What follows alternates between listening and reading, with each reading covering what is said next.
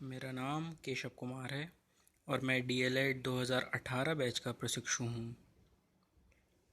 आज मैं आप लोगों के सामने खो खो का इतिहास, उसके नियम, उसके खेलने का तरीका, कैसे खेला जाता है, उसके क्या नियम हैं, इन सब के बारे में बताने जा रहा हूँ। आइए पहले देखते हैं खो खो का इतिहास।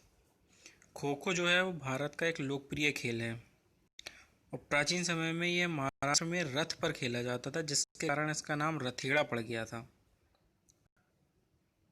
भारत में जो खो खो है उसकी प्रथम स्पर्धा 1914 को आयोजित की गई थी। भारत में खो खो को नियंत्रित करने वाली जो संस्था है उसका नाम kho kho federation of India है। आइए देखते हैं खो खो के महत्वपूर्ण बिंदु क्या हैं। खो खो के मैदान का आकार कैसा होता है? आयताकार। मैदान की लंबाई 29 मीटर, चौड़ाई 16 मीटर। खिलाड़ियों की संख्या 9+3 आरक्षित होती है। पारियां 2 होती हैं। वर्गों की संख्या 8 होती है। बैठने वाले जो खिलाड़ी होते हैं उन्हें अनुधावक कहते हैं और जो पकड़ने वाला खिलाड़ी होता है उसे सक्रिय अनुधावक कहते हैं। मैच का समय 9-5-9 इस अकॉर्डिंग होता है। मध्यांतर मतलब इंटरवल के टाइमिंग 5 मिनट का होता है। खो खो का मैदान जिसकी लंबाई 29 मीटर, चौड़ाई 16 मीटर होती है। मैदान आयताकार होता है। स्तंभ या पोस्ट, मध्य रेखा के अंत में 2 स्तंभ गाड़े जाते हैं। इनकी जमीन से ऊंचाई 1.20 मीटर होती है। स्तंभ का घेरा नीचे से 40 सेंटीमीटर और ऊपर की ओर कम होकर 30 सेंटीमीटर का रह जाता है। और उसके बाद देखते हैं क्रॉस लाइन। प्रत्येक आयताकार की लंबाई 16 मीटर और चौड़ाई 30 सेंटीमीटर होती है। यह केंद्र रेखा को समकोण अर्थात 90 डिग्री पर काटती है। यह स्वयं भी 2 अर्धक में बटा होता है। अनुधावक या चेज़र, वर्ग में बैठे अनुधावक, जो वर्ग में खिलाड़ी बैठे होते हैं उसे अनुधावक या चेज़र कहते हैं। विरोधी खिलाड़ियों को छूने के लिए जो कोई भी खिलाड़ी दौड़ता है उसे एक्टिव चेज़र कहा जाता है। रनर, चेज़र के विरोधी खिलाड़ी जो खिलाड़ी होते हैं उसे रनर कहते हैं। खो देना, अच्छी खो देने के लिए एक्टिव चेज़र को बैठे हुए चेज़र को पीछे से हाथ से छूकर खो शब्द ऊंची आवाज़ में कहना होता है।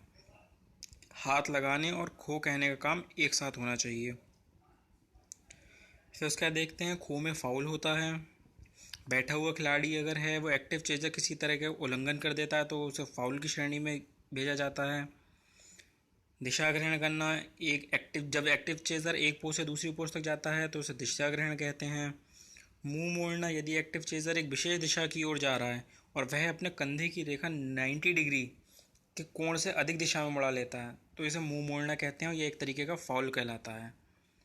फिर इसके बाद है पाँव बाहर, लोना। और इसमें जो अधिकारी होते हैं खो खो में, वो मैच के प्रबंधन के लिए निम्न अधिकारी नियुक्त किए जाते हैं। जैसे 2 अंपायर हैं, एक रेफरी है, एक टाइम कीपर है, एक स्कोरर है। और खो खो के नियम क्या हैं? अगर चेज़र रनर को हाथ से छू लेता है तो रन आउट हो जाता है। रनर कैसा हो जाता है? आउट हो जाता है। चेज़र तथा रनर बनने का फैसला टॉस के द्वारा किया जाता है। पहले टॉस लाया जाता है, उस अकॉर्डिंग किया जाता है फैसला कि कौन भागेगा, कौन बैठेगा। बैठे हुए चेज़र को एक्टिव चेज़र के पीछे से ही खो दे सकता है। अगर आगे से खो देगा तो वो फाउल हो जाता है।